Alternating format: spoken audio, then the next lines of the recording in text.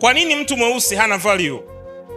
Msaliti wa mtu mweusi ni mtu mweusi. Ni ngumu mtu mweusi kutoka hapa kwenda Ulaya akamuonga mtu mweupe ili amsaliti mtu mweupe. Ni ngumu. Lakini ni rahisi sana mtu mweusi mwenyewe akatoka hapa akaenda Ulaya huko kwa ajili ya kuisaliti Tanzania. Ni rahisi.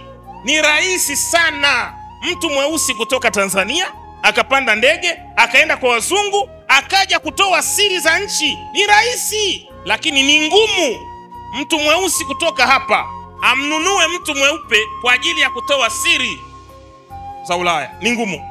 Mawili, la kwanza atamripoti, au la pili atamla hela zake, atafutampa wrong information. Ukienda South Africa ni bora ukutane na Mchina atakusaidia kuliko ni kukutana na Mtanzania atakaye kuua.